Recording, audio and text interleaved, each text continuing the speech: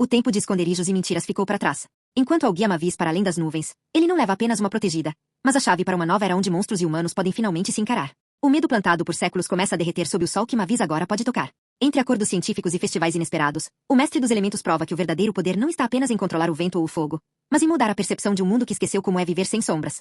Reencarnado em Frozen, o mestre dos elementos. Parte 13. Capítulo 167. Uma semana depois. Tratem de voltar logo, hein? Drácula olhava para Mavis à sua frente e não conseguia evitar o tom emocional. Tá bom, eu estou com ela, pode ficar tranquilo. Uma voz quebrou o clima. Era você, garoto, saia daqui, estou falando com a minha filha. Drácula acenou, olhando para Al com insatisfação. Após uma semana de convivência, ele finalmente deixará de lado o ressentimento e conseguia aceitar Al de forma honesta. Especialmente porque Mavis, com a ajuda de Al, apresentará um fenômeno de reversão ancestral e agora podia caminhar livremente sob o sol. Isso era ainda melhor do que aqueles óculos que ele tinha, o que deixou Drácula extremamente feliz. Quanto ao plano, sob a influência conjunta de Drácula e Al, e alegando necessidades especiais, pediram um pouco de sangue de todos. Com a confiança que tinham em Drácula e a garantia de Al, os monstros concordaram em fornecer amostras. No fim das contas, eles achavam que perder aquela pequena quantidade de sangue não era nada, e ainda se sentiam gratos pelo Hotel Transilvânia. Em resumo, todos concordaram. É preciso dizer que esses monstros às vezes são muito ingênuos. Nada digno de nota aconteceu, exceto por um detalhe que chamou a atenção de Al. Havia sangue mutante escondido entre eles. Tratava-se da filha de Wayne, aquela garotinha que até os filhotes de lobo temiam. Acontece que era influência da linhagem, o que era bem interessante. Quanto ao resto, após ao conferir com o sistema, sem contar as repetições de raças, ele obteve 47 tipos de sangue de monstros. Junto com o sangue mutante, eram 51 tipos ao todo. Uma excelente colheita. Após ficar no hotel por quase mais uma semana para cultivar os sentimentos, Al achou que era hora de cuidar de assuntos sérios. As missões do sistema precisavam entrar no cronograma. Algumas coisas valiam a pena mencionar sobre essa última semana. Por exemplo, ao fim do aniversário de Mavis, muitos monstros se despediram, incluindo o quarteto Isakal, que foi enviado por Al. Antes de ele partir, Al plantou uma marca espiritual nele como garantia dupla e o enviou junto com sua namorada para trabalhar com o Dr. Singer. Havia também o jovem Jonathan. Sob a operação e arranjos deliberados do Dr. Singer, somados às características do próprio rapaz, ele conseguiu se juntar à Ordem Sagrada. Embora fosse apenas uma filial, já era um bom começo. Quanto à organização Arendelle, ela se desenvolvia passo a passo conforme o plano de Al, começando a ganhar popularidade em uma pequena região. Alguns monstros resgatados queriam jurar lealdade à organização. Conforme as ordens de Al, eles seriam membros externos antes de serem efetivados. Os monstros eram um pouco difíceis de controlar, mas a situação melhorou após a chegada de Sakal. Tudo estava progredindo de forma ordenada. A outra coisa importante, sob a ofensiva do dinheiro, o Dr. Singer recrutou muitos cientistas e recém-formados. Nenhum deles sabia para qual organização trabalhava. Estavam ali apenas pelo interesse na ciência. Eles foram atraídos por conceitos simples de genética propostos por Al e pelo fato de terem monstros reais para estudar. Os resultados já começavam a aparecer. As armas do Dr. Singer também passaram por modificações baseadas na estrutura corporal do Corcunda. No geral, tudo avançava em uma direção positiva. Esta era a situação geral daquela última semana. Al, vamos lá. Em um momento de distração, Drácula terminou sua despedida emocional com Mavis. Ela se aproximou de Al e pegou sua mão. Sim. Ignorando as dicas visuais que Drácula lhe dava, Al usou o elemento vento e partiu diretamente com Mavis para os céus. Lá embaixo, Drácula batia aos pés de raiva. Ele queria que Al convencesse Mavis a não ir, mas o garoto simplesmente o ignorou. Para onde vamos agora? Voar acima das nuvens era algo que Mavis nunca experimentara, então ela estava bem animada. Claro que vamos para um aeroporto humano, senão vai ser muito cansativo. Al sorriu e começou a descer lentamente. Voar tão alto fora apenas para Mavis sentir a novidade. Entendi. Mas será que aqueles pássaros de metal que os humanos fabricam conseguem mesmo voar tão longe? Eu acho meio duvidoso, perguntou Mavis, que agora estava quase como Sakal, querendo saber o porquê de tudo. Você verá quando chegarmos. Al não explicou muito. Mavis apenas assentiu e começou a apreciar a paisagem. Ela parecia uma criança curiosa que nunca vira o mundo, o que era verdade. De repente, ela pareceu notar algo e apontou para o chão. Gritou animada. Olha só, é o tio Frank, o tio Wayne e o tio Murray. Eles estão lá embaixo. Al olhou na direção apontada. Realmente eram eles. O que estariam fazendo? Parece divertido, vamos descer para ver, disse Mavis. Al concordou e pousou suavemente em uma floresta próxima. Capítulo 168. Vamos. Após pousarem, Al pegou a mão de Mavis, querendo ir até aquela cidade para ver o que estava acontecendo. No entanto, ele percebeu que Mavis estava um pouco hesitante, como se não quisesse caminhar. Pela expressão dela, Al entendeu. Ela ainda se lembrava daquela vez em que Drácula a assustara, apenas não tinha dito nada. Pensando nisso, Al sentiu um novo ressentimento por Drácula. Por que eu sempre tenho que limpar a bagunça? Mas olhando para Mavis, ele suspirou. Realmente só ele poderia resolver aquilo. Ele se virou e abraçou Mavis, confortando-a em voz baixa. Está tudo bem, tudo bem. Eu estou aqui. Eu também sou humano, e eles certamente não vão machucar vocês, assim como eu. Seja boazinha. Após alguns minutos de consolo, Mavis parou de tremer e ficou em silêncio nos braços de Al. Com um leve aceno de cabeça, ela se afastou do abraço. Vamos. Al estendeu a mão novamente para ela. Mavis deu um sorriso doce e colocou a mão sobre a dele. Os dois desceram lado a lado, de mãos dadas. Onde será que estão os meus filhotes de lobo? Não sei, talvez em algum canto. Esqueça isso, veja o que aqueles humanos estão fazendo. Não sei. Por que eles fizeram representações nossas? Será que querem nos amaldiçoar? Oh não. O quarteto estava escondido entre os arbustos, observando e cochichando. Ei, Al aproximou-se e deu um tapinha no ombro deles enquanto chamava. Ah! Os 4 levaram um susto. Wayne caiu no chão como um cachorro, Griffin deixou os óculos cair em Murray. Arrancou uma flor e a espetou na própria cabeça, e Frank, o monstro de Frankenstein, fechou os olhos imaginando ser uma árvore. Al levou a mão à testa. Que tipo de amigos o Drácula arrumou? Realmente eles eram invencíveis há 100 anos? Não parecia nem um pouco. Tios, somos nós. Mavis já estava acostumada e avisou em voz alta. Murray abriu seus olhos pequenos. Wayne também reagiu, e Frank rapidamente voltou ao normal. Ei, pessoal, alguém viu onde foram parar meus óculos? Ah, achei. Griffin estava de volta. A cena foi um tanto embaraçosa. Vocês estão juntos? O quê? Meu Deus, eu sempre disse que o Drácula ia acabar concordando, vejam só. Para não prolongar o constrangimento, Wayne olhou para as mãos dadas de Mavis e Al e falou calmamente. O assunto despertou imediatamente o interesse de todos, e Murray até gritou de alegria. Certo, chega disso. O que vocês estão fazendo aqui? Vendo o rosto envergonhado de Mavis, Al interrompeu rapidamente. O quarteto trocou olhares e levou alguns minutos para explicar a situação. Acontece que um dos filhotes de lobo de Wayne havia se perdido, então eles deixaram a floresta para procurá-lo e acabaram vendo os humanos realizando atividades estranhas. Al deu uma olhada e viu que era apenas o tradicional festival de vampiros. As pessoas neste mundo têm muitos fãs de monstros e até criaram feriados correspondentes. Ao que tudo indica, hoje era um deles. Assim, Al explicou para os monstros o motivo de os humanos estarem fazendo aquilo. O quê? Você está dizendo que eles gostam de nós? Não, isso é impossível. Eles sempre quiseram nos queimar vivos. Após ouvirem a notícia, o quarteto expressou descrença com várias vozes de dúvida e choque. Parem. Al fechou o punho e os 4 se calaram. Se não acreditam, façam o que eu vou dizer. Vendo que eles concordaram meio desconfiados, Al deu as instruções, exatamente como na história original. Após ouvir, Frank acenou com a mão. Eu não sei mais assustar ninguém, não vai dar. Ai. Fogo.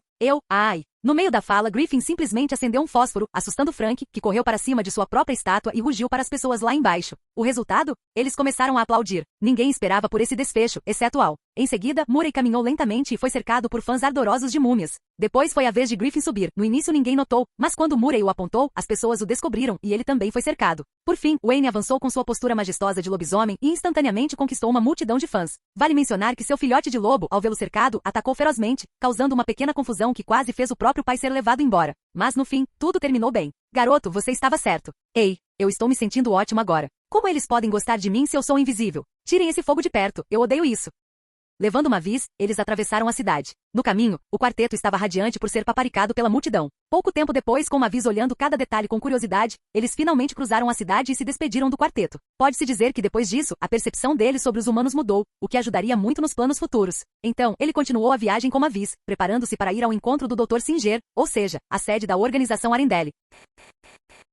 Capítulo 169. Cidade de Diglan, África. Uma cidade famosa por seu terreno e seus lagos entrelaçados. O Dr. Shinji escolheu este lugar para ser sua sede. Dizem que aqui era sua antiga base de operações. Uau, então este é o mundo humano? É bem parecido com o que eu imaginava. Ao descer do avião e sair do aeroporto, Mavi segurava o braço de Al. Olhando para a metrópole movimentada, ela falava com empolgação. Isso é apenas a ponta do iceberg. Vou te levar para passear nestes próximos dias, disse Al, olhando para ela com carinho. Combinado. Em seguida, os dois caminharam pelas ruas como um casal em lua de mel. De repente, em um pequeno parque ao longe, a brincadeira de algumas crianças chamou a atenção de Mavis. O que é aquilo? Mavis apontou para lá. Al olhou e respondeu, achando graça. É apenas um skate, brinquedo de criança. Parece muito divertido, vamos lá ver. Mavis puxou a mão de Al dengosa. Está bem. Amiguinho, você pode emprestar seu skate para a tia brincar um pouco? Ao se aproximar, Mavis agachou-se e sorriu para um menino que segurava o skate. Sim. Com a resposta positiva, Mavis conseguiu o skate. Aquela foi a primeira vez que ela conversou com um humano que não fosse Al. Sem dúvida foi um avanço, mesmo sendo apenas uma criança. Cuidado. Ao ver que Mavis se preparava para descer a rampa, Al deu um aviso. Não me subestime, eu sou muito boa nisso.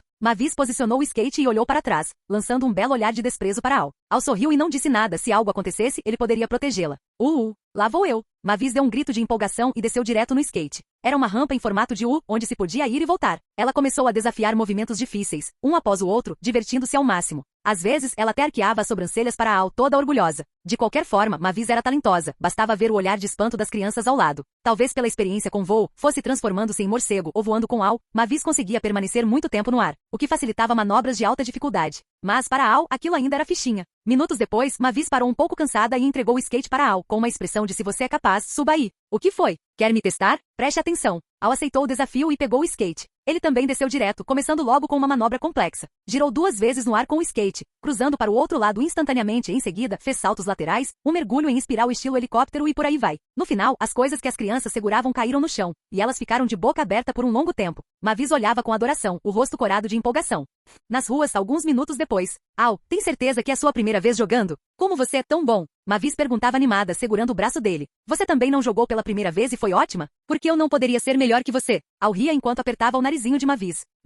Você teve a audácia de dizer que sou inferior a você? Pois bem, vou ficar brava. Mavis tirou a mão dele dali, fingindo desdém. Então eu vou embora. Al a provocava. Você, não pode. Não deixo você ir. Mavis, irritada, agarrou o braço de Al com força para não deixá-lo fugir. Haha, estou só brincando, vamos. Vamos? Onde vamos brincar? Ainda pensando em brincar? Já que viemos para cá, precisamos ajustar o sono para o horário humano. Senão, como vamos aproveitar? Primeiro, vamos procurar um hotel para ajustar o fuso horário. Al deu um leve peteleco na cabeça dela. Já era noite e embora a vida noturna nas grandes cidades fosse rica, Al achava que Mavis deveria primeiro experimentar o prazer de passear durante o dia. Está bem, está bem. Nossa, mal saímos e você já quer me maltratar. Mavis massageou a cabeça, falando de um jeito carente. Pare de drama, vamos logo. Sim. Então eles encontraram um hotel. Para Mavis aquilo não era novidade, já que sua família trabalhava no mesmo ramo. A diferença é que um servia humanos e o outro, monstros. Um dia tranquilo se passou. Como o tempo de convivência ainda era curto, certas intimidades ainda não eram possíveis. Ocasionalmente dormiam juntos, mas não era frequente. Desde que souberam dos sentimentos um do outro, a timidez de Mavis parecia aumentar. Mesmo tendo dormido juntos várias vezes, ela ainda ficava envergonhada e travada.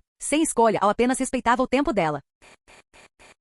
Capítulo 170. Na manhã seguinte, bem cedo, Al já estava pronto. Ele foi até a porta do quarto de Mavis. Parecia que o fuso horário, a viagem de avião e as brincadeiras tinham consumido a maior parte das energias dela. Já era quase meio-dia e ela ainda não tinha levantado, embora ele também tivesse acordado há pouco tempo. Infelizmente, para coincidir com o horário dos monstros antes, Al tinha alterado sua rotina. Agora precisava mudar de volta. Antigamente, em Arendelle, ele sempre acordava no horário, diferente de Ana, aquela garotinha que adorava ficar na cama. Toque, toque, toque. Al bateu na porta, mas não houve resposta. Por sorte, ele também tinha um cartão do quarto. Bip. Com o som, Al abriu a porta diretamente pretendendo acordar a preguiçosa. O resultado.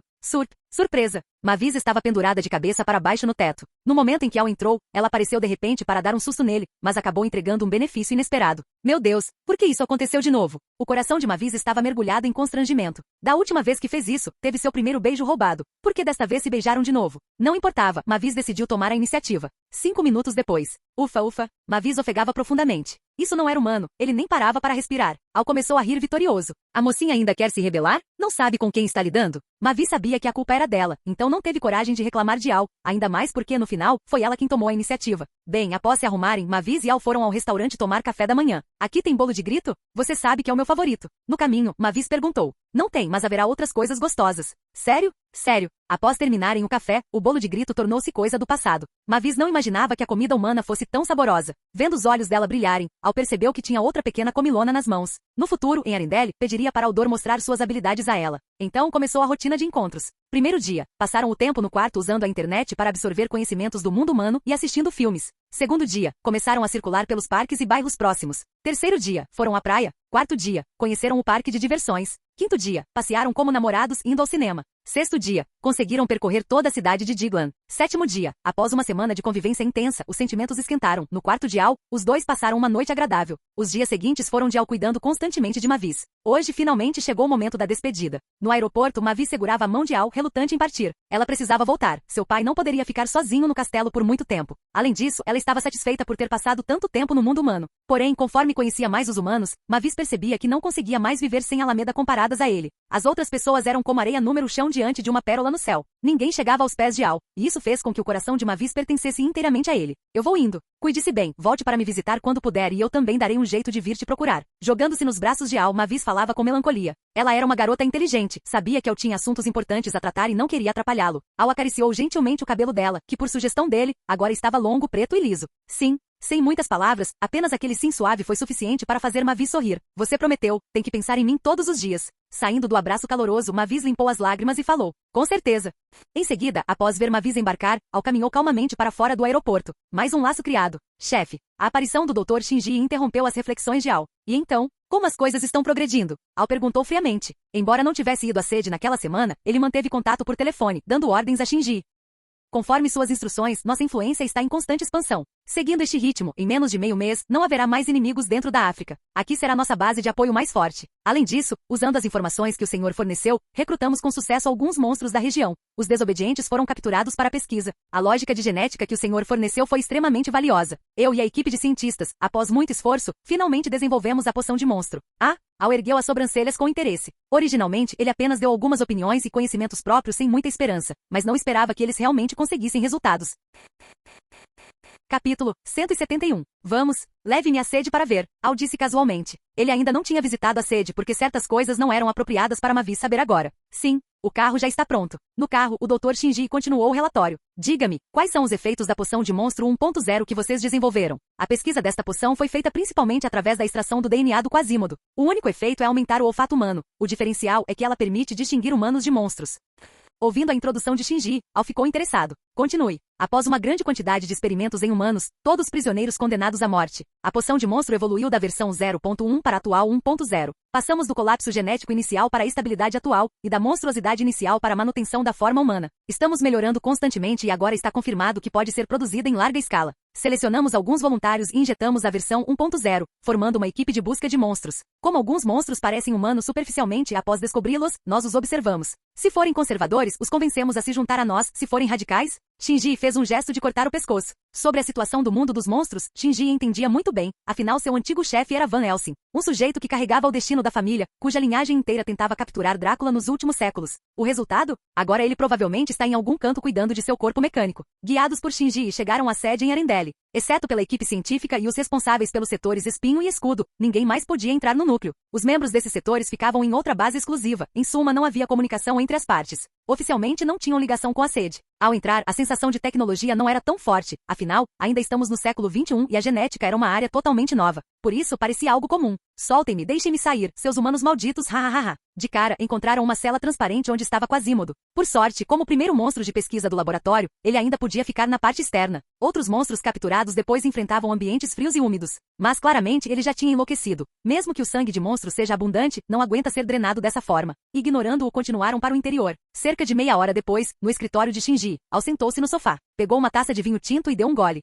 O da coleção do Drácula era melhor. Al revisou toda a sede. No geral estava bom. Melhor do que ele esperava, especialmente a poção de olfato, que ele separou como poção de monstro 1.0. No futuro haverá diferentes versões da poção. As mais fortes concederão mais habilidades de monstros. Futuramente poderão ser usadas como recompensas. Pessoas diferentes receberão poções diferentes, para mantê-las sob controle total. Havia alguns monstros na sede, como o jovem Sakal, que liderava todos os monstros dos setores Espinho e Escudo. Com um pouco de esperteza e o empurrão de Al, ele agora era alguém relevante. O Dr. Shinji também coletou sangue de muitos monstros. Pelo menos todos os monstros subordinados doaram sangue. Chamaram isso de prova de lealdade. Al recolheu uma parte. Retirando as repetidas, restaram 19 tipos. Infelizmente não havia mutantes. O que faz sentido, já que mutantes são difíceis de encontrar. Ao pousar a taça, o Dr. Shinji ficou de pé respeitosamente ao lado. Se essa cena fosse vista por seus alunos lá fora, ficariam chocados. Afinal, publicamente Shinji era o chefe e todos o temiam. Quanto a Al, provavelmente o viam apenas como assistente do doutor. A genética é um osso duro de roer. Shinji não conseguiria dar conta de tudo sozinho. Al franziu a testa. O Dr. Shinji relatou duas tarefas difíceis e prioritárias. Primeiro, o fluxo de caixa ainda não se estabilizou.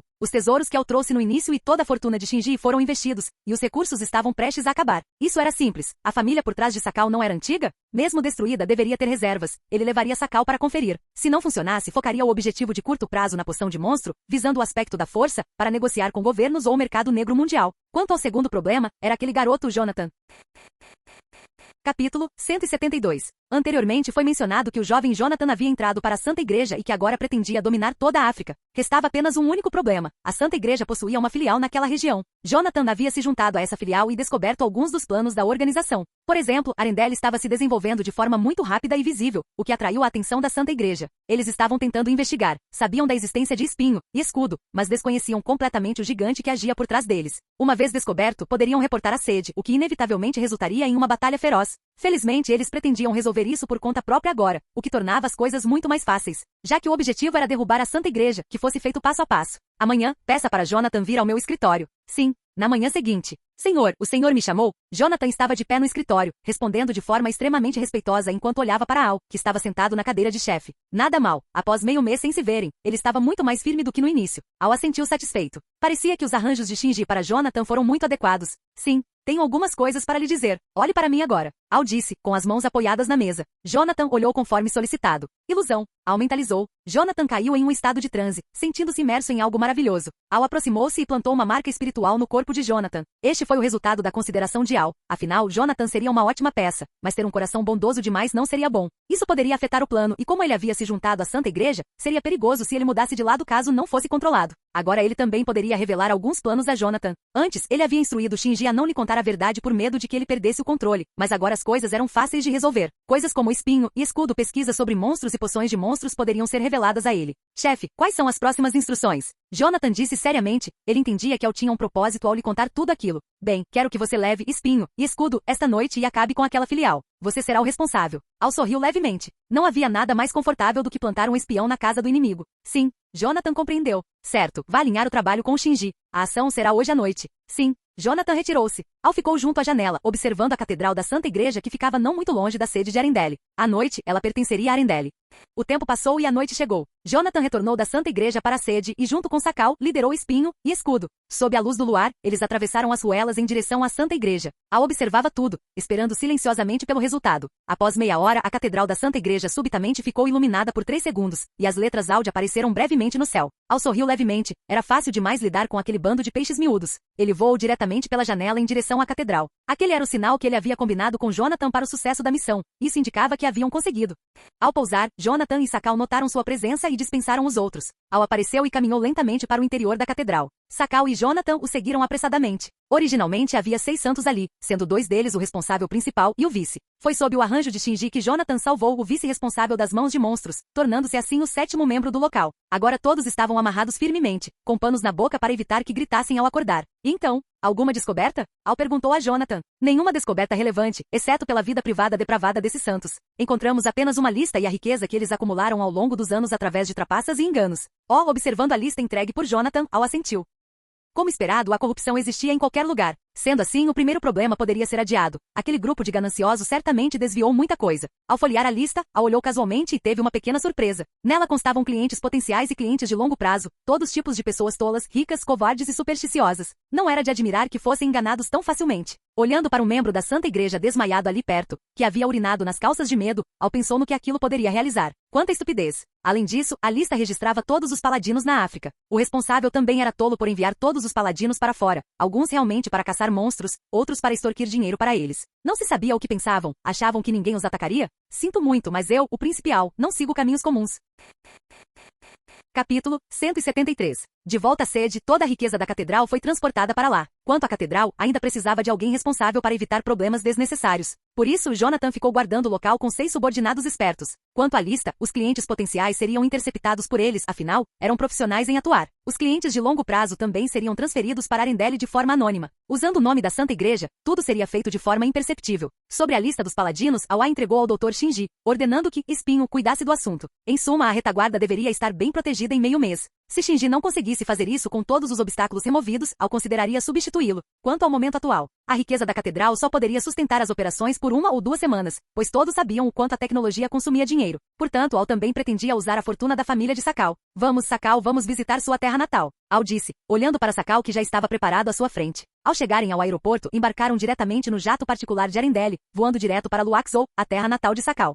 Você tem certeza de que sua família está aqui? Al olhou para Sakal com desconfiança. Se a lealdade não fosse de 100%, Al suspeitaria estar sendo enganado. Ao descerem do avião sem descansar, Al deixou que Sakal guiasse o caminho até o centro da rua comercial. Loja Fuca. Isso, bem, ainda havia alguma conexão. Sim, está é a única entrada para a família e também uma via pela qual a família coleta riquezas. Única. Al cerrou os olhos. Sendo assim, deveria haver alguns ratos espreitando por perto. Sem conseguir o que queriam, eles certamente não desistiriam. De fato, parado ali, sem nem mesmo chegar perto da loja Fuca, Al sentiu vários olhares passando por eles. Interessante. Além da Santa Igreja, havia mais alguém de olho na fortuna da família Sakal? Após olhar casualmente ao redor e memorizar a localização de várias facções, Al seguiu com Sakal em direção à loja. Sua família tem algum inimigo? Al perguntou. Isso, eu não tenho muita certeza. Meu pai e os outros nunca me contavam essas coisas. Sakal coçou a cabeça, constrangido. Entendo. Já que ele não sabia, não importava. Alguém saberia. Bem-vindos. Assim que entraram, foram recebidos por um atendente. Al avaliou de cima a baixo, mas não fez comentários. Primeiro, olhou ao redor. Os senhores vêm pela primeira vez? Sim. Então permitam-me apresentar. Nosso primeiro andar é a área de produtos de luxo cotidianos, feitos sob medida para os ricos.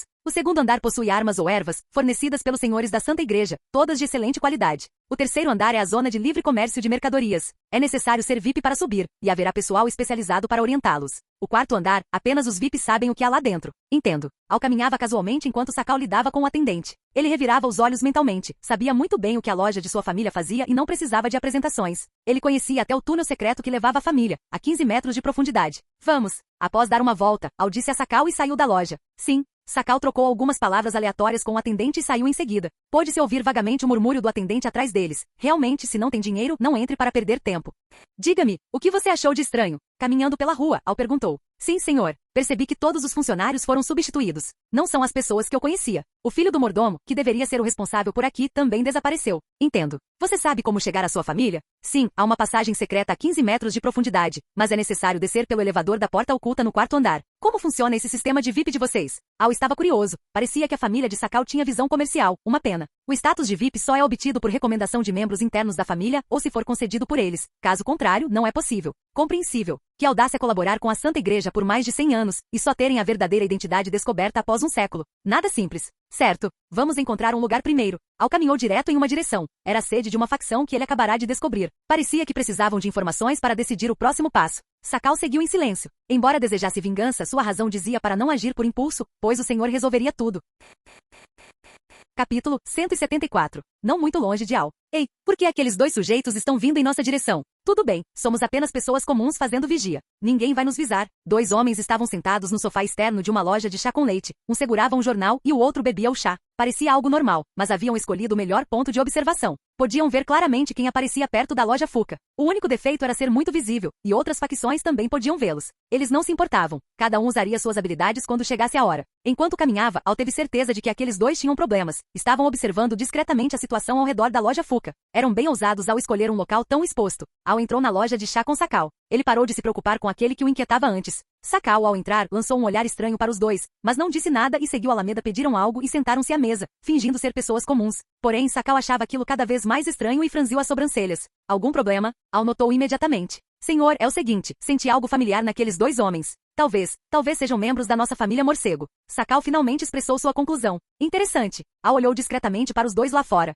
Seria uma disputa interna da família? Parecia necessário capturá-los para um interrogatório. Finalmente, meia hora depois, um deles entrou para usar o banheiro. Al o seguiu sem ser notado. Alguns minutos depois, o homem saiu primeiro com um olhar vago e foi em direção ao companheiro. Al saiu em seguida e sentou-se novamente diante de Sakal. Senhor, o senhor. Sakal ia perguntar algo, mas Al colocou o dedo nos lábios pedindo silêncio. Sakal observou em silêncio. Viu-se que o homem, após sair, disse algo ao companheiro e ambos entraram juntos em direção ao banheiro. Al o seguiu novamente. Depois, o primeiro homem saiu mais uma vez e sentou-se silenciosamente, continuando a observar a situação. 10 minutos depois, o segundo homem saiu caminhando como um zumbi. Al chamou Sakal e saíram. Ao passar pelos dois homens, Al estalou os dedos levemente. Uma brisa soprou e os dois estremeceram. Ué? Por que senti um calafrio de repente? Deve ser psicológico. Ou talvez aqueles sujeitos da Santa Igreja estejam nos vigiando. Os dois não pensaram muito e deixaram para lá. Al e Sakal alugaram 2 quartos em uma hospedagem próxima. Al começou a pensar no que fazer. Com aquela sequência de ações, ele usou a ilusão para controlar os dois com sucesso e finalmente entendeu o que estava acontecendo. Tudo começou há um ano. O pai de Sakal, Fuca, encontrou um tesouro deixado por uma linhagem antiga na floresta do confinamento.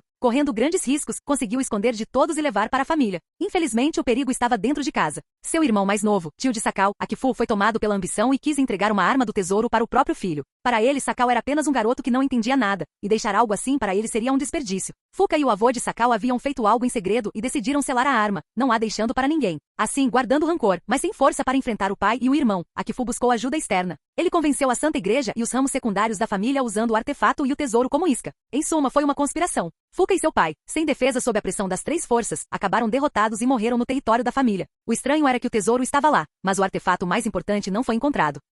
Após a cooperação, Akifu mudou de atitude, deu 10% do tesouro para a Santa Igreja e mandou que fossem embora. Ele e o líder do ramo secundário, Lu Yuan, assumiram o controle da família morcego. Isso fez com que a Santa Igreja não ousasse agir imprudentemente. As coisas deveriam ter terminado assim, mas há 3 meses, surgiram boatos internos na família de que o artefato havia se manifestado e que apenas o sangue de um parente direto poderia abrir o selo oculto. Não se sabia se era verdade. O líder e a família tentaram, mas não houve reação. No momento crítico, Akifu lembrou-se de seu sobrinho que fugira durante a confusão. O sangue dele certamente funcionaria. Por isso, mantinha vigia constante perto da loja Fuca, embora a esperança fosse pequena. Quanto à Santa Igreja, observavam as movimentações estranhas por curiosidade. Após compreender tudo, Al suspirou levemente. Ele pensou em si mesmo. Bem, graças às grandes mudanças de Sakal neste último ano, ele não foi reconhecido na porta. Parecia necessário ir ao encontro desse novo patriarca Akifu.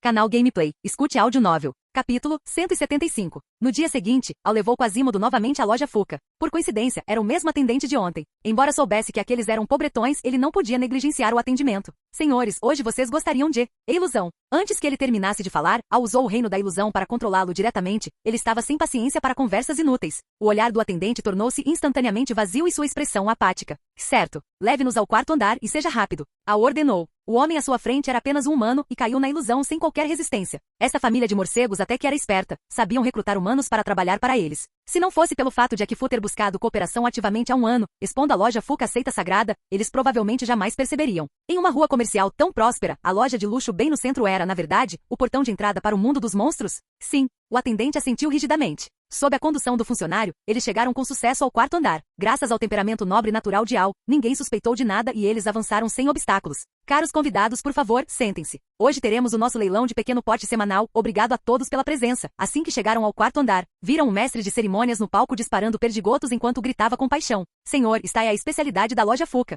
O quarto andar é um local de leilões. Há sessões de pequeno porte toda semana e todo mês. Qualquer item que você possua pode ser trazido para leiloar aqui. Portanto, estes são apenas badulaques sem importância para as grandes famílias, mas para as pequenas, podem custar metade da fortuna familiar. E mais. Quasimodo aproximou-se e explicou a situação em voz baixa para Al. Quando estava prestes a continuar, Al levantou a mão e o interrompeu. Ele ergueu o olhar e encarou diretamente um par de olhos. Na janela do camarote número 8, um homem de fraque e rosto pálido demonstrou surpresa ao cruzar olhares com ele. O homem sorriu para Al e então voltou sua atenção para outro lugar. Al viu que ele desviou o olhar e também recolheu o seu, sinalizando para Quasimodo ficar em silêncio. Seguiram o atendente até o camarote 31, o pior de todos. No entanto, as instalações eram razoavelmente completas e permitiam ver claramente os itens expostos no palco. Senhor, agora há pouco. Após se sentarem, o atendente ficou imóvel na porta, permitindo que Quasimodo falasse. Aquele sujeito de agora não é simples. Ele pareceu capaz de ouvir nossa conversa. Al recostou-se no sofá, falando casualmente. Eu o reconheci.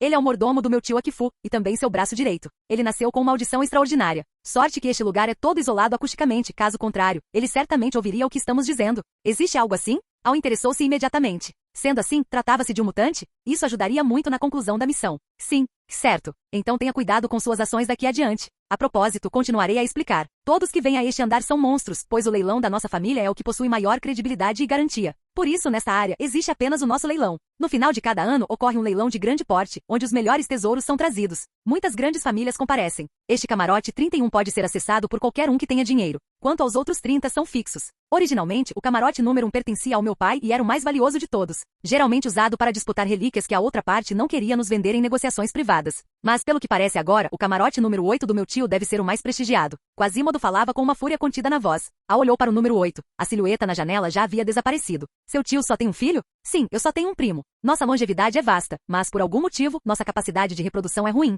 É difícil ter descendentes, então quando nasce um, é mimado e tratado como um tesouro. Al mediu Quasimodo de cima a baixo com o olhar. Então seu pai teve sorte, não só teve um filho, como um com uma linhagem tão boa. Através da observação, ele confirmou que o potencial de Quasimodo ia muito além do que o sistema indicava. O fato de ele ter controlado todos os subordinados monstros apenas com seus estados de espírito já mostrava que ele não era simples. Ele possuía certo pulso firme, tudo aprendido recentemente. Se Al não tivesse visto o estado patético de Quasimodo há meio mês, não acreditaria que esta era a mesma pessoa. Portanto, um leilão deste nível não vale o deslocamento do seu tio pessoalmente. Ele enviou um confidente para vigiar, então aquele no camarote 8 deve ser o seu primo. Al deu um sorriso lúdico. Que coincidência. Senhores, o leilão de hoje começa agora. Capítulo 176. O tempo fluía lentamente e o leilão prosseguia. Al estava recostado preguiçosamente no sofá, sem sequer olhar para o palco. Primeiro porque não lhe interessava, segundo porque não tinha dinheiro. Além disso, eles vieram para saquear. Como poderiam pagar? Quanto a Quasimodo, ele acompanhou honestamente todo o processo do leilão. Afinal, era a primeira vez que via algo assim. Finalmente o leilão terminou, quando quase todos já haviam saído. Vamos. Al levantou-se do sofá. Hein? Já vamos voltar? Quasimodo não entendeu. Claro que não. Podemos ir dar um alô amigável ao seu primo. Quem sabe ele não concorda em nos deixar entrar. Al estava decidido, não queria mais adiar. Ele teria que ir ao território dos morcegos ainda hoje. Tudo bem. Caminharam casualmente em direção ao camarote 8. Quanto ao atendente, Al simplesmente o mandou embora. De qualquer forma, ele não lembraria do que aconteceu hoje. Quasimodo seguiu. Ao chegarem à porta do camarote 8, Al preparou-se para abrir a porta diretamente. Para sua surpresa, clique. A porta foi aberta antes. Prezado cliente, deseja algo? Quem abriu foi justamente o mordomo, Volô, com o rosto pálido de sempre. Nada demais, apenas queria fazer uma visita. Eu sou o porta-voz do patriarca da família dos morcegos no mundo exterior. Posso ajudar em algo? Volô já demonstrava certa hostilidade. Ele ficou surpreso por ao ter percebido seu olhar, mas não pensou muito a respeito. Porém agora, sabendo da identidade do dono deste camarote e ainda assim se aproximando, era sinal de mais intenções. E se eu dissesse que faço questão de entrar? Al olhou para ele com um sorriso. Sinto muito. É ilusão. No momento em que Volô ia chamar reforços, Al lançou uma ilusão de nível médio. Para alguém com força considerável, o controle exigia um tempo de preparação. Aquelas instantâneas eram reservadas para figuras insignificantes como aquele atendente humano sem noção. Ele descobriu que essa técnica era infalível, funcionava sempre sem exceção. Apenas a expressão de Volô demonstrou uma breve luta antes de seus olhos ficarem vazios. E mordomo? Sim. Quem está aí dentro? O filho do mestre, o pequeno jovem mestre está lá dentro. E quem mais? Mais ninguém. Ora, quanta confiança. Se Al não sentisse que a força de Volô era até superior à de Drácula, ele duvidaria da sanidade de Akifu. Pois bem, traga-o para fora e leve-nos para o seu território. Sim. Volô entrou e em seguida, houve alguns diálogos triviais lá dentro. Depois, Volô reapareceu na porta seguido por um garoto. Ao sair, o menino olhou confuso para Al e Quasimodo. Seu olhar demorou um pouco mais em Quasimodo antes de ser recolhido. Ele sabia que havia coisas que não deveria perguntar. Sim, podemos ir. O rosto de Volô continuava pálido, o que ajudava a disfarçar a expressão apática. Vamos. Al ordenou que ele liderasse o caminho. Quasimodo seguiu atrás com Safu, filho de Akifu, por último. Safu estava surpreso com a atitude de Volô, pois raramente o via ser tão respeitoso com alguém além de seu pai. Além disso, ele sentia que já tinha visto aquele homem à frente, que não parecia muito mais velho que ele em algum lugar, mas não conseguia recordar no momento. Chegaram a um lugar escondido, diante de uma parede comum. Volô bateu em 3 pontos específicos e de repente, surgiu algo semelhante a um leitor de cartões. Ele retirou um cartão de cristal transparente e o passou. A parede retraiu-se, o que lembrou ao do Hotel Transilvânia de Drácula. Alguns designs eram realmente semelhantes. Seguiram Volô para dentro do elevador, descendo direto. Quasimodo, pode agir. Assim que entraram no elevador, Al disse a Quasimodo que estava se contendo ao seu lado. Quasimodo, o quê? Você é? Antes de terminar a frase, Safu foi nocauteado. Oh, não vai matá-lo? Al olhou para ele com interesse. Aguentar tanto tempo e ainda ter o autocontrole de não matar. Ou era um santo, ou tinha outros planos. Sim, embora eu queira muito matá-lo agora, ele pode servir como moeda de troca. Se não servir, acredito que o Dr. Shinji adoraria este espécime de teste. Quasimodo levantou a cabeça, exibindo um sorriso inofensivo. Al lançou-lhe um olhar de aprovação. Enquanto isso, Volov, que originalmente tinha a missão de proteger Safu, permanecia parado no elevador com um olhar vago, ouvindo a conversa sem se mexer. Era como se Safu não tivesse qualquer relação com ele. Jin. A porta do elevador abriu. Volô liderava o caminho por um túnel subterrâneo bastante peculiar. Senhor, ainda levaremos cerca de 10 minutos de caminhada para chegar ao território. Quasimodo disse a Al enquanto carregava Safu. Al franziu a testa. Não, isso era lento demais. Vento.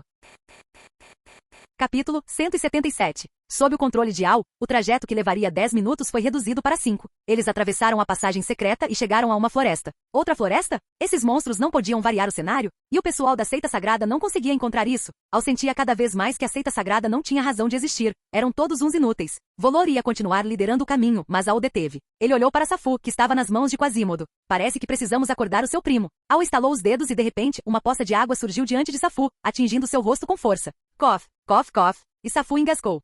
Vocês, quem são vocês? O que querem fazer? Volor, por que você os trouxe aqui? Safu acordou e viu Quasimodo ao seu lado e Volov atrás de Al. Por um momento ele entrou em colapso, sem saber o que fazer. Só restou gritar para tentar conter o medo e ao mesmo tempo testar se alguém viria salvá-lo. A traição de Volov foi algo totalmente inesperado. Ele parou de pensar muito e só queria correr para casa para relatar o ocorrido ao pai. Nós não queremos nada demais, apenas dar um alô amigável. Al caminhou em sua direção, passo a passo. Você acha que venceu só porque fez o Volô trair? Eu te digo, meu pai ele é. Safu gritava para ganhar coragem, mas de nada adiantava. Ele recuava instintivamente, mas Quasimodo bloqueava sua rota de fuga. É ilusão. Seguindo o mesmo procedimento, o olhar de Safu também se tornou apático. Al tinha dado a Quasimodo uma chance de vingança. Como ele ainda não queria que Safu morresse tão cedo, o garoto se tornaria uma peça no tabuleiro. Olhando para o estado covarde de Safu, que não era nem de longe tão corajoso quanto Quasimodo fora no primeiro encontro, Al entendeu porque o pai não lhe entregaria nenhuma relíquia sagrada. Provavelmente seria roubada em uma semana, ou talvez ele mesmo a entregasse de mãos beijadas. Certo. Continue guiando o caminho. Al ordenou a Volov. Sim. Senhor, espere. Sinto que há algo errado com esta floresta atrás de nós. Sinto como se algo lá dentro estivesse me chamando, pedindo para eu ir até lá. Ao ouvir as palavras de Quasimodo, Al olhou curioso para a floresta. Ele não sentia nada de estranho. Talvez esse fosse o único ponto estranho, afinal, ele conseguia sentir o perigo na floresta de Drácula, mas não sentia nada nesta. Esta floresta foi amaldiçoada pelos ancestrais, normalmente ninguém consegue entrar, por isso ela fica vazia. Percebendo a dúvida de Al, Quasimodo explicou. Isso esclareceu as coisas para Al. Mas mesmo com uma maldição, o pessoal da seita sagrada não conseguia detectar? Inúteis. Então, você quer dizer que seu pai pode ter selado o objeto nesta floresta? Sim. Volov. Sim. Em que lugares vocês procuraram pela relíquia? Procuraram em todo canto? Sob a liderança do mestre, vasculhamos todo o território do clã, mas não encontramos nada. Incluindo aquela floresta? Incluindo aquela floresta. Al olhou para Quasimodo, que parecia convicto. O pai dele deve ter sido realmente poderoso. Esse tipo de chamado direcionado apenas a uma linhagem específica era algo muito difícil de realizar. Afinal, o primo dele compartilhava do mesmo sangue. Conseguir distinguir tão bem era notável. Certo, Quasimodo, vamos dar uma olhada. Quanto a vocês dois, quando voltarem, ajam normalmente sem deixar falhas. Ilusão. Al disse que a partir de agora não poderia levá-los junto, caso contrário a Kifu poderia suspeitar, especialmente nesta fase. Ele aproveitou para aprofundar a ilusão, para evitar que acordassem prematuramente. Assim, o efeito duraria exatamente um dia. Um dia seria o suficiente. Sim. E responderam os dois em uníssono. Após o comando, os dois seguiram em direção ao castelo ancestral da família, como se nada tivesse acontecido. Exceto pelo olhar ocasionalmente vago e pela expressão um pouco apática, o restante parecia perfeitamente normal. Após resolver isso, Al olhou para Quasimodo. Quasimodo assentiu. Senhor, siga-me. Então ele partiu em direção à floresta, ou melhor, em direção ao que seu coração sentia. Al o seguiu. Ele estava ansioso para ver que tipo de habilidade essas duas grandes figuras que comandaram a família dos morcegos possuíam para criar um selo tão interessante. Ele também queria ver que tipo de relíquia sagrada seria aquela. Os dois grupos de pessoas seguiam agora em direções opostas.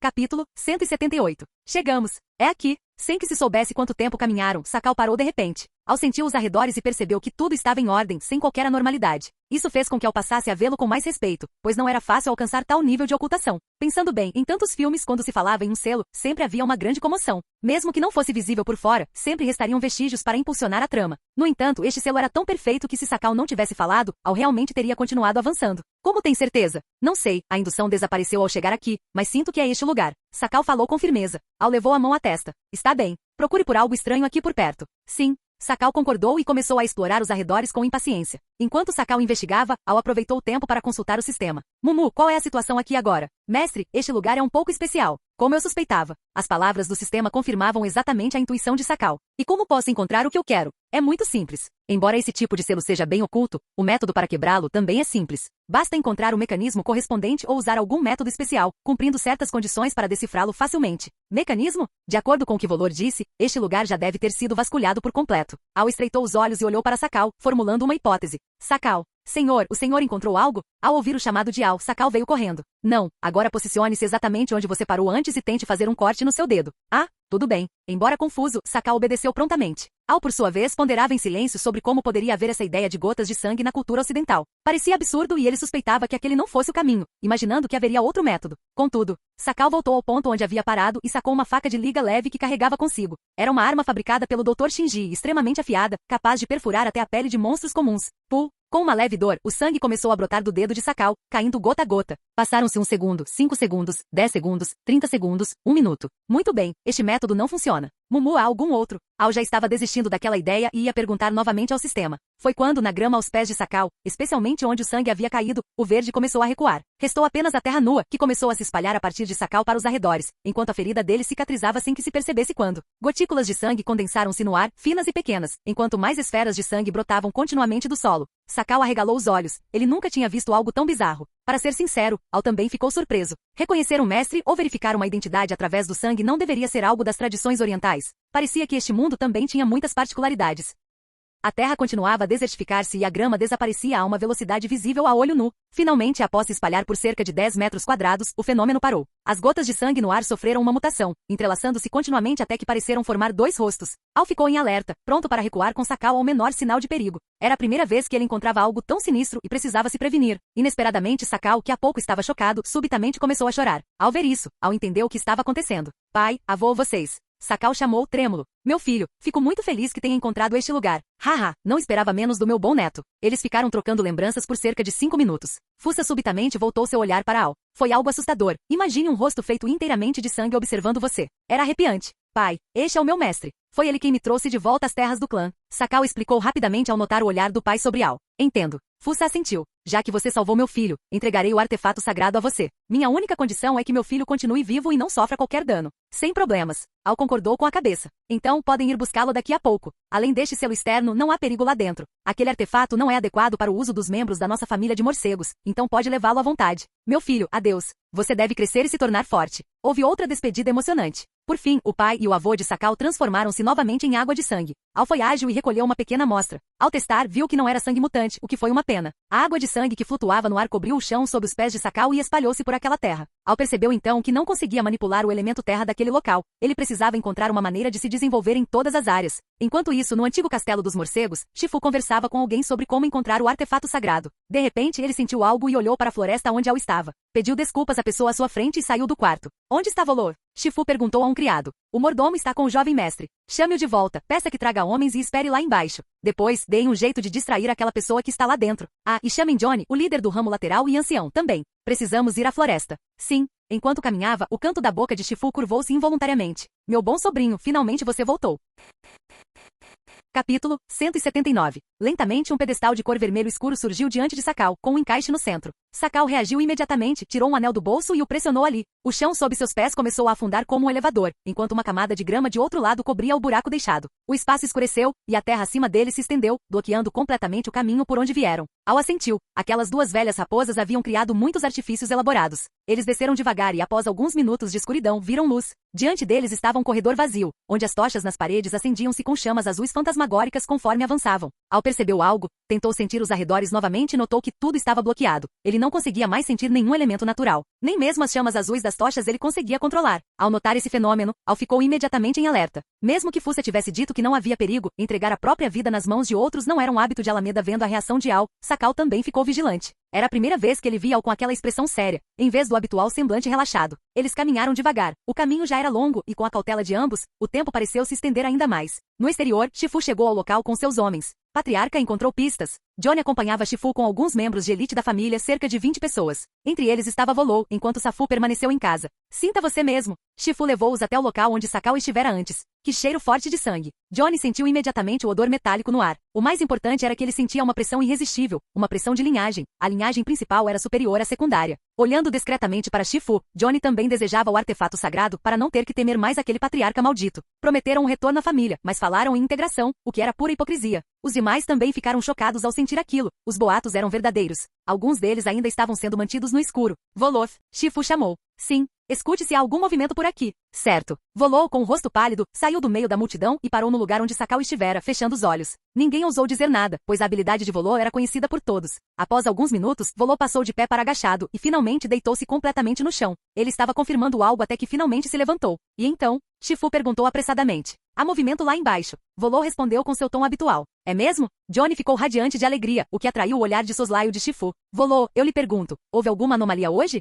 Shifu pensou de repente em como aquele grupo teria entrado. Não, sim, houve. Volou falou com uma expressão de luta interna. Houve ou não houve? Shifu franziu a testa. Ele confiava plenamente naquele seu grande general. Ah, sim. Houve uma anomalia. Ufa! Volou gritou de dor subitamente, agachou-se no chão e começou a suar frio. O que aconteceu? Shifu sentiu que algo não estava normal. Houve uma invasão. Volou ofegava enquanto falava, parecendo ter se libertado de uma ilusão. O que você disse? Johnny interveio. Um homem, trazendo o filho do antigo patriarca, invadiu o local. E esse homem pode controlar os outros. Eu mesmo fui controlado por ele e só agora consegui me libertar. Volou falava com o coração ainda acelerado, sentado no chão, tendo perdido toda a calma inicial. Os nativos deste mundo nunca tinham sofrido ataques mentais ou visto magia. Diante de um inimigo cujas capacidades eram desconhecidas e que poderia tirar sua vida a qualquer momento, quem não sentiria medo? Volou era apenas um monstro morcego que viveu centenas de anos com sabedoria e algumas habilidades. Diante da magia, isso não era suficiente. Assim como Al, que quase caiu em armadilhas ao encontrar ilusões pela primeira vez, se não fosse pelo sistema. O que disse? Shifu ficou chocado e quis perguntar mais, porém Volou desmaiou. Romper uma ilusão mágica de nível intermediário não era simples. Como Volou não conhecia o método correto, seu espírito sofreu um impacto tremendo.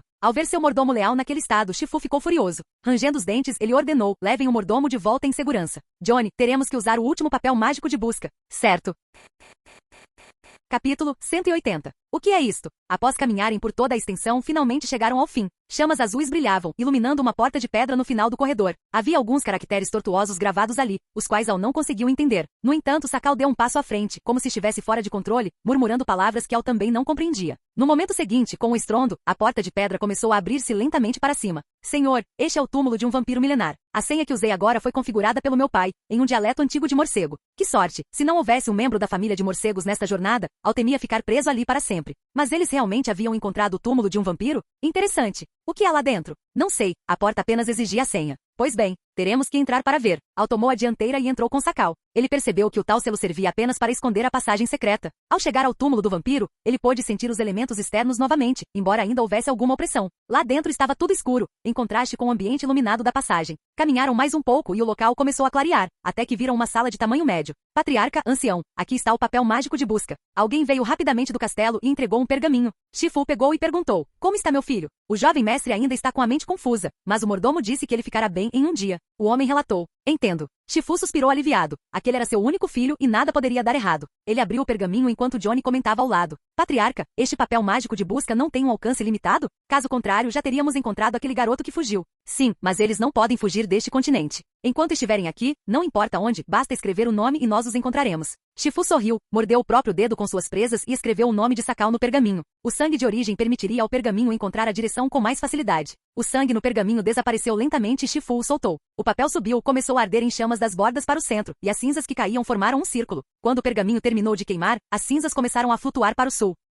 Shifu viu isso e acenou com a mão. Vamos, é para o sul. Ele seguiu as cinzas que flutuavam no céu. Johnny deu um sinal discreto para seus subordinados antes de segui-lo. Em seguida, os membros de elite da família dos morcegos foram atrás. Senhor, que lugar é este? Ao entrar na sala de pedra, Sakal exclamou com surpresa. Al não lhe deu atenção, preferindo observar os arredores primeiro. Sob a luz fraca das velas, Al conseguiu distinguir o quarto. Todos os móveis pareciam pertencer ao século retrasado ou anterior. Na época deveriam ser luxuosos, o que indicava que o proprietário original era um nobre. Ao notar que havia outro cômodo, Al avançou. Sakal, vendo que Al não lhe respondia, começou a explorar o local por conta própria. Entrando no próximo cômodo, Al percebeu que era diferente do exterior. Os móveis lá fora tinham camadas espessas de poeira, enquanto ali havia muito pouco. Se não estivesse enganado, aquele era o quarto onde os tesouros eram guardados. Infelizmente já havia sido esvaziado. Senhor, venha ver isto rápido. Sakal gritou lá fora. Al correu imediatamente para verificar. Lá fora, Sakal apontava para um caixão entreaberto enquanto recuava continuamente. Droga, Al pensou que algo estava errado. Será que o vampiro daqui não estava morto? Sabia-se que vampiros costumavam dormir em caixões e saíam apenas quando necessário. Seria este o caso? Al puxou Sakal para perto e fixou os olhos no caixão entreaberto, com a magia já preparada em suas mãos. O que você viu? Al perguntou, franzindo a testa. Eu vi uma garota. Uma garota? Senhor, ela está se sentando. Sakal gritou subitamente. Al virou-se e viu o caixão completamente aberto. Uma bela garota sentou-se e abriu os olhos, olhou para Al, que estava em posição de guarda, sorriu e disse: Mestre, bom dia. O quê? Al quase disparou a magia que tinha nas mãos. Ele olhou para a garota sem entender a situação. Quem é você? Por que me chama de mestre? Al franziu a testa sem desfazer a magia. Não sei, uma pessoa na minha cabeça me disse para fazer isso. Na cabeça? Mumu. Mestre, isso não foi obra do sistema. Mumu falou imediatamente antes mesmo que Al perguntasse. Não foi o sistema? Ah, aqui está este livro. Parece que é para o mestre ler. A garota entregou um caderno. Al aproximou-se e o pegou, mantendo-se vigilante. A garota mantinha um sorriso inofensivo, sem se importar com a cautela dele. Al recuou e começou a folhear o livro. Isto é, o diário de um vampiro? Capítulo 181. Qual é o seu nome? A vampira piscou os olhos e, sem continuar a incomodar Al, que lia o diário, perguntou a Sakal, que estava ao lado. Eu sou Sakal. Este senhor é meu chefe, o nome dele é Al. Como Al não demonstrou oposição, Sakal começou a conversar com a vampira. Ah, então você é o seguidor do mestre. Olá, eu me chamo. Você se chama Guimei. Al fechou o diário e completou a frase por ela. Obrigada, mestre, por me dar um nome. De agora em diante, meu nome será Guimei. Guimei sorriu e aceitou o nome imediatamente. Al a olhava com uma expressão complexa. Através do diário, ele descobriu que aquela era uma vampira de mais de 1000 anos. Originalmente uma vampira gravemente ferida e prestes a morrer, ela se escondeu ali para se recuperar. Sem outra saída, tomou uma droga proibida. Era um remédio que nenhuma pessoa em 100 milhões sobreviveria ao tomar. Surpreendentemente, ela resistiu. Mas em troca, sua memória foi apagada, e a primeira pessoa que ela viu tornou-se seu mestre. Isso, se Fuka tivesse tido a coragem de abrir o caixão diretamente, como seu filho fez, ele não teria morrido. Enfim, já que ganhei uma empregada, que assim seja. Não há prejuízo nisso. Guimei, viemos aqui em busca de uma arma. Você sabe onde ela está? O mestre está falando da arma que um homem escondeu aqui? Eu sei onde está. Guimei saiu do caixão, e Al pôde finalmente vê-la por inteiro. Ela vestia um conjunto estilo lolita gótica preta, meias calças pretas e sapatos de couro pretos. Ela caminhou em uma direção específica e bateu em um tijolo na parede, acionando um mecanismo. Uma pedra no teto começou a descer lentamente. Olhando de perto, era possível ver um fino fio de aço. Al aproximou-se. Sobre a pedra havia uma caixa preta.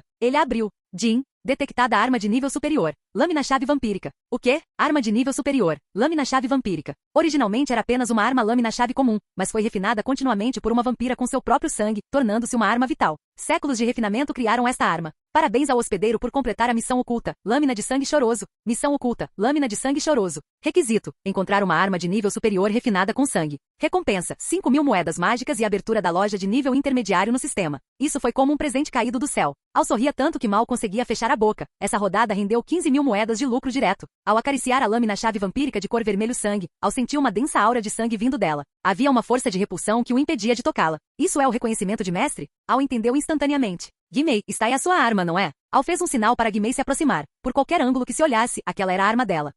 Guimê colocou o dedo nos lábios e aproximou-se de Al. Sim, mestre, sinto que ela gosta muito de mim. Deve ser minha. Então tente segurá-la. Mas sinto que não gosto muito dela agora. Ao dizer isso, Guimê olhou subconscientemente para Al.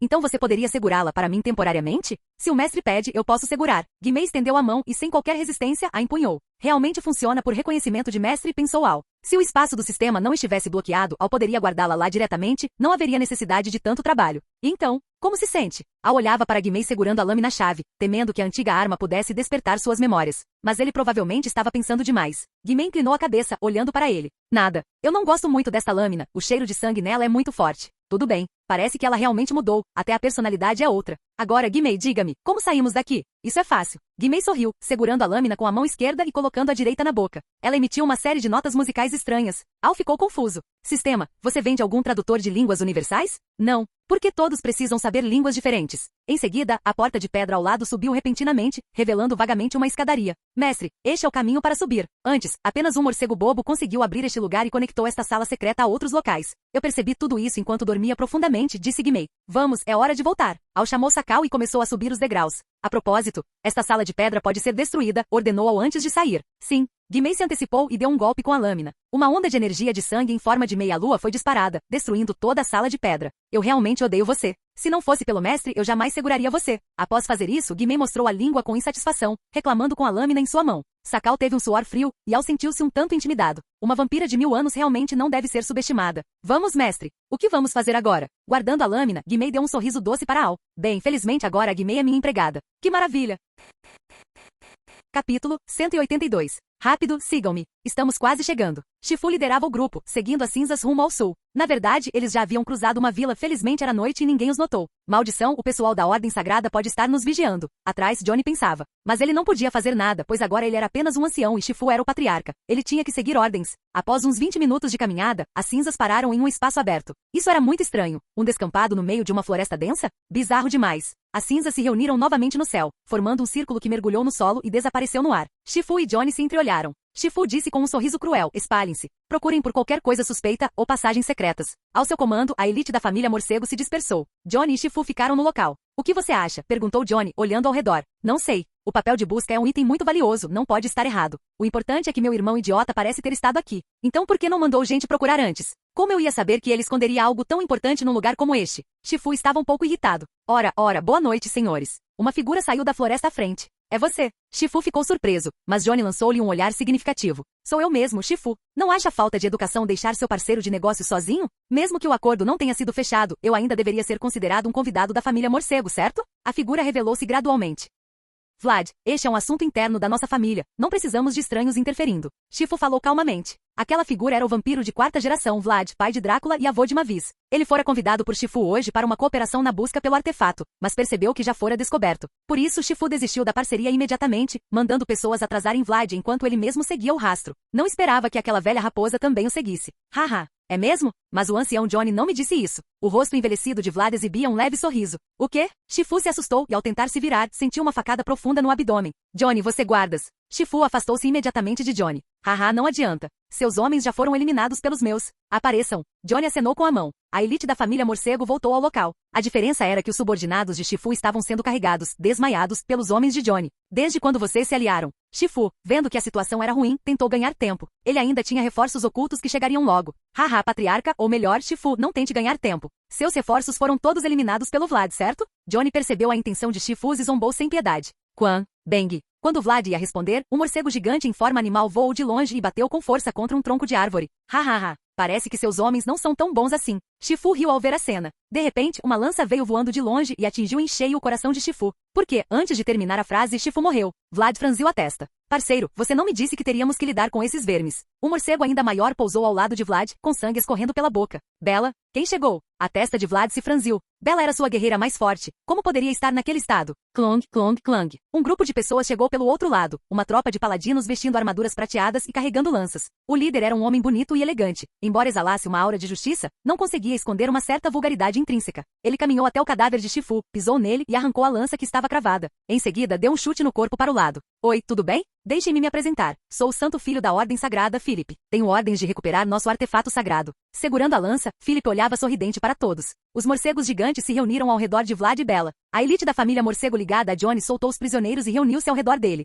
A Ordem Sagrada era liderada pelo Santo Filho Philip, seguido por paladinos poderosos. A família morcego era liderada pelo recém-empossado Johnny. No lado dos vampiros, Vlad e Bella estavam à frente, seguidos por morcegos gigantes feridos. Um impasse entre 3 lados. Ou, uma disputa entre 2 fortes. Capítulo 183. Não tenham medo, estou aqui em nome da Ordem Sagrada para recuperar o que nos pertence. Além disso, não estávamos cooperando muito bem antes. Se não fosse por esse idiota do Shifu, acho que poderíamos continuar a parceria. Não é verdade, patriarca Johnny? Philip olhava para os 2 lados em alerta e sorriu. Ao falar com Johnny, ele tentava manipular sua mentalidade. Vá para o inferno. O Fuka disse que encontrou isso num lugar exclusivo de monstros. O que isso tem a ver com a sua ordem sagrada? Bella, percebendo que a situação era desfavorável, interrompeu rapidamente. O lado deles era o mais fraco. Se perdessem o apoio de Johnny, estariam perdidos. É mesmo? Philip deu de ombros. Como você sabe que ele não inventou uma mentira para nos enganar e esconder algo? Ou melhor, talvez aquele monstro tenha roubado isso da nossa ordem sagrada, não? Sempre haverá pessoas assim entre vocês. Sei que vocês são figuras honradas entre os radicais, mas não descarto a existência de ratinhos que querem quebrar as regras do jogo, certo? Philip observava Johnny atentamente. A qualquer sinal de problema, ele ordenaria o ataque. Se as 2 famílias se aliassem, mesmo aqueles morcegos gigantes feridos seriam um grande problema. Chega de conversa. Johnny, que estava de olhos fechados, levantou a mão subitamente. Este artefato pertence aos monstros. Johnny abriu os olhos e falou cada palavra olhando para Philip. Vlad e Bella suspiraram aliviados. Philip ficou com o rosto fechado. Não esperava que Johnny realmente fizesse essa escolha. A situação de 2 contra 1 estava formada. Já que vocês preferem o caminho difícil, não me culpem pelo que virá. Ataquem. Recuperem o que é nosso. Philip deu a ordem com um sorriso forçado. Avancem. Ao ver isso, Bella, a morcego gigante que detestava humanos, liderou os outros morcegos para o confronto. A elite da família morcego aguardava o sinal de Johnny. Ao vê-la sentir, eles também avançaram. Em um instante, a luta tornou-se caótica. A Ordem Sagrada não tinha apenas a vantagem numérica. Até mesmo em termos de qualidade, eles eram superiores à Aliança de Monstros. O líder Philip era um grande cavaleiro de 9º nível, e atrás dele havia 5 cavaleiros de 8º nível, sendo que o mais fraco era de 6º nível. Parecia ser todo o poder de fogo da Ordem Sagrada. Gradualmente, a Aliança de Monstros começou a perder terreno. Isso não é bom. Vlad, que observava atentamente de lado, teve uma ideia. Ele correu até os membros da elite de Shifu que haviam sido nocauteados. Agachou-se, deu um tapa certeiro para acordar um deles e, com os olhos brilhando em vermelho, usou hipnose. Rápido, entrem na luta. Nossos inimigos são aqueles paladinos. Sim. Os olhos do homem controlado brilharam em vermelho e ele entrou no combate no momento seguinte. Vlad repetiu o processo, acordando e hipnotizando um por um. Com isso, o número de combatentes superou dos paladinos. Haha, assim a luta fica interessante. Do contrário, seria muito chato massacrar iniciantes. Philip riu e entrou na batalha. Johnny, vendo Vlad ainda ocupado com a hipnose, rangeu os dentes e avançou para tentar conter Philip. Nada mal, o velho tem talento, disse Philip enquanto desviava dos ataques de Johnny. É mesmo? Que tal se eu me juntar a ele? Uma voz soou atrás dele. O quê? Philip se assustou. Suas costas estavam desprotegidas. Puf! Ele recebeu um golpe direto nas costas. Vlad era um quase grande cavaleiro de 10º nível, e aquele golpe foi pesado. Johnny mal havia entrado no 9º nível. Philip recuou rapidamente, distanciando-se dos dois. Monstros são desprezíveis, covardes que atacam pelas costas. Você foi descuidado. A culpa é de quem? Vlad apenas deu de ombros, agindo como se não fosse com ele. Você, Philip, rangeu os dentes, ergueu sua lança e avançou contra eles novamente. Ainda não se sabe quem sairá vitorioso. Haha, vocês despertaram meu interesse. Vendo Philip avançar como um louco, Johnny e Vlad olharam um para o outro com seriedade. Seria este um avanço no meio da batalha? Que coragem! Com esse espírito não é de admirar que ele seja o Santo Filho. Os 2 lados continuaram lutando intensamente. Cada vez mais pessoas saíam do campo de batalha devido a ferimentos graves. O sangue manchava aquela terra, mas a luta não parava. Philip, surpreendentemente, conseguia enfrentar os 2 sozinho, mantendo o equilíbrio. De repente, Philip cometeu um descuido e foi atingido simultaneamente pelos punhos de Vlad e Johnny, sendo lançado para longe. Santo Filho! Bom trabalho, Vlad! O patriarca é poderoso. Diante dessa cena, uns comemoravam e outros se lamentavam. No entanto, Vlad e Johnny não baixaram a guarda. Eles ficaram encarando a direção para onde Philip fora lançado. Subitamente, uma rocha gigante veio voando em direção a eles. Os 2 se esquivaram. Uma risada bizarra ecoou logo em seguida. Fim do vídeo. Ei, quer ouvir os novos projetos antes de todo mundo? O segredo foi revelado.